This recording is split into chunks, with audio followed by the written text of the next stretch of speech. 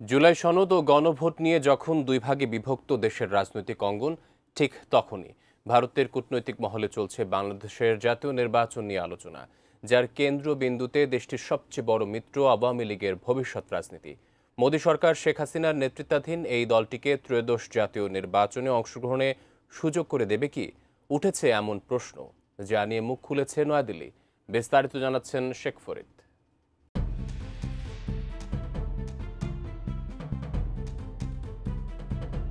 জুলাই অভ্যুত্থানের পরবর্তী প্রেক্ষাপটের রাজনীতিতে আওয়ামী লীগের স্থান নেই। পতিত স্বৈরাচারী সরকারের অনেক নেতাই গত বছর থেকেই পলাতক। এমন পরিস্থিতিতে আগামী ফেব্রুয়ারিতে হবে জাতীয় নির্বাচন। সেই নির্বাচনে আওয়ামী লীগের অংশ নেওয়ার সম্ভাবনা শূন্য।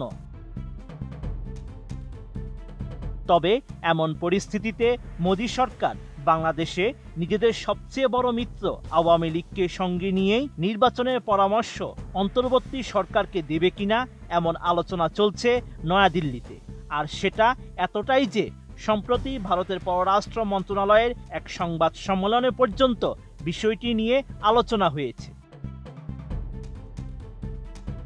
ভারতের পররাষ্ট্র মন্ত্রণালয়ের সংবাদ সম্মেলনে মুখপাত্র রণধীর জয়সওয়াল এই প্রশ্নের মুখোমুখি হতে হয়। ওই সময় ইয়াসি সেলি নামের এক ভারতীয় সাংবাদিক প্রশ্ন করেন, আগামী বছর বাংলাদেশে নির্বাচন হওয়ার সম্ভাবনা রয়েছে, ভারত কি তাদেরকে নির্বাচন অবাধ, সুষ্ঠু ও নিরপেক্ষ করার আহ্বান জানাবে?